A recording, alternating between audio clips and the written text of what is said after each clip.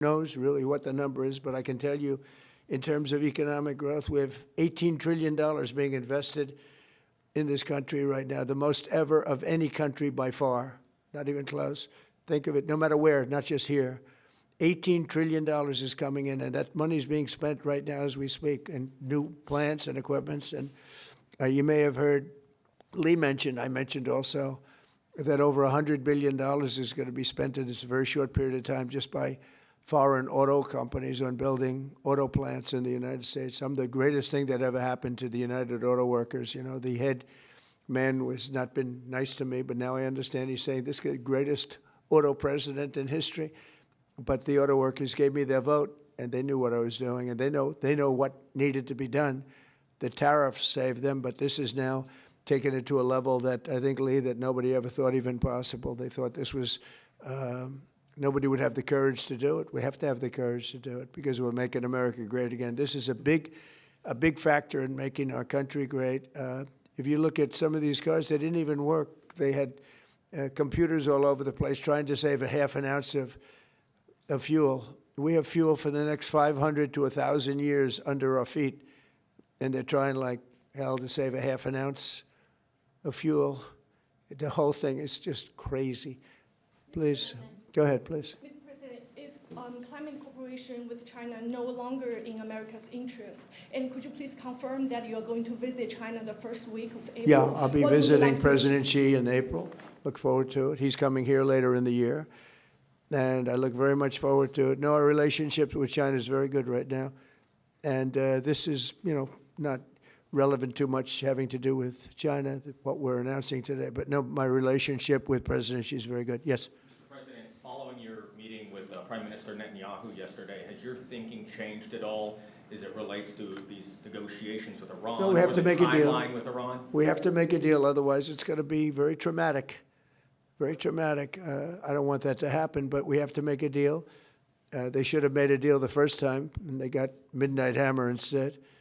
And this will be very traumatic for Iran if they don't make a deal. Look, if they don't make a deal, then it'll be a different story. But we had a very good meeting yesterday with Bibi Netanyahu, and he understands. But it's ultimately up to me. If the deal isn't a very fair deal and a very good deal with Iran, then it's going to be, I think, a very difficult time for them in the back.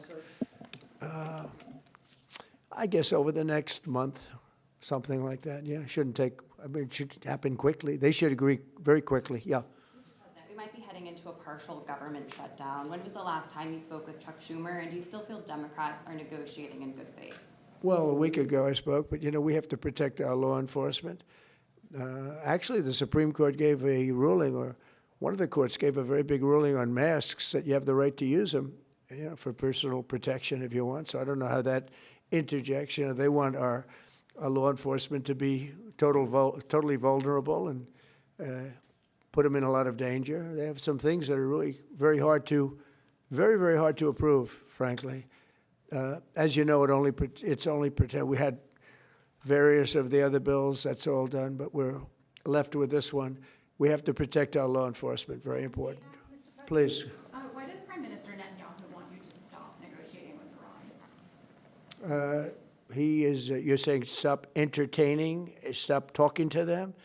Didn't say that, we didn't discuss that. I'll talk to them as long as I like, and we'll see if we can get a deal with them, and if we can't, we'll have to go to phase two. Phase two will be very tough for them. I'm not looking for that.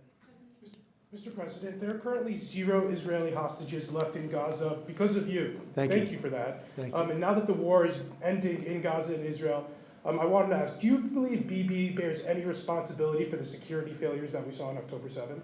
Well, October 7th was a rough time, and I guess everybody's responsible. It's you to look, but it was a terrible attack. It was a sneak attack.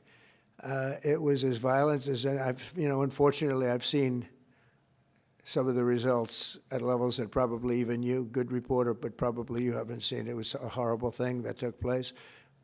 People were surprised. It was a surprise attack. Nobody saw that coming. He didn't see it coming. Nobody else would have seen it coming if they were in his position, I don't believe. But I can tell you he's been a very good wartime prime minister. He's been very strong. We've worked with him very well. We had tremendous success with Iran and everything else we've done. And he really has been. He's been, extraordinary as far as a wartime prime minister. Not easy. And, you have a president that refuses to give him a pardon. I think that man should be ashamed of himself. A pardon over this trial that's going on. The president of Israel, the primary power he's got is the power to give pardons. And he's not, he said he's given it 5 different times, but he doesn't want to do it because I guess he loses his power. I think the people of Israel should really shame him. He's disgraceful for not giving it. He should give it. But Bibi's been a great wartime prime minister, and I've been the best friend to Israel I think that they've ever had. A lot of people say beyond presidents that they've ever had, and we will continue to be. Yes, ma'am. On the SAVE Act, Mr. President, voter ID polls very well nationally. Even the majority of Democrat voters want it. Right. So why do you think Senate Democrats are resisting the SAVE Act, and what is your strategy and realistic pathway to getting the SAVE Act passed to ensure free and fair elections for the next generation? It's such a great question. I appreciate it, actually, because it's called the Save America Act. We've changed the name. It's the Save America Act, and the Democrats are against it. I heard one of them say, we will stop the Save America Act. No, we're trying to save America. And it has to do with largely voting. And basically, it's got 3 very simple points. It's got voter ID, photo ID, but voter ID with a photo, right? It's got the confirmation of U.S. citizenship. You have to be a citizen. So you have a vote, you have an ID. That's about a 99% one, and I think 90% with Democrats. Then you have confirmation U.S. citizenship. That's about a 99% one with Republicans, about 86% with Democrats, except Democrat politicians because they cheat on elections. And then you have no mail-in ballots. And there would be no mail-in ballots, very important. We're the only country in the world that does a system like we do. We're the only country in the world that has mail-in ballots. The way we do this is unbelievable. It guarantees cheating. So it's no mail-in ballots with the exception of disability, illness, military, or if you're traveling, you can get an exemption. If you happen to be out of the country for a good reason, you can have an exemption.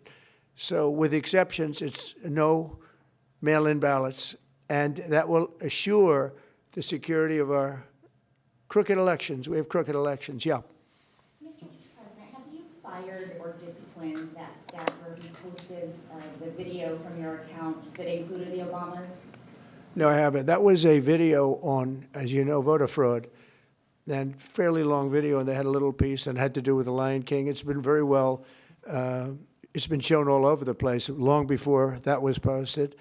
But that was a very strong, and I'm sure you saw it, a very strong piece on voter fraud.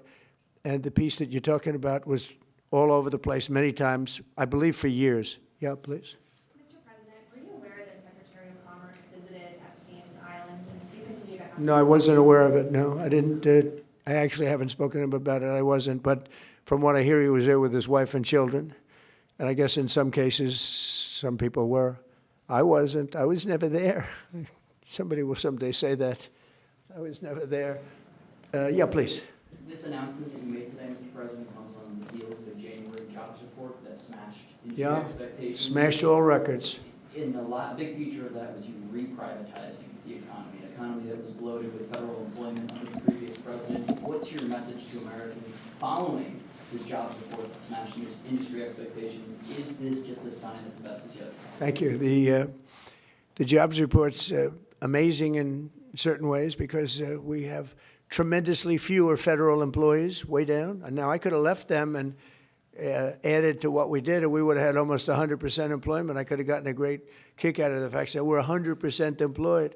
But we got rid of tremendous numbers of federal workers, and they hated me for it. Now they love me because most of them have gotten jobs in the private sector for 2 and 3 times more money than they were being paid by the federal government. We had some jobs where you had 10 workers for one job. 10 workers for a job that one person should be doing.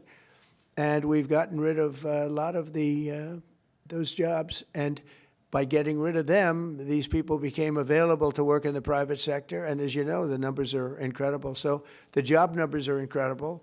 The financial numbers are beyond belief.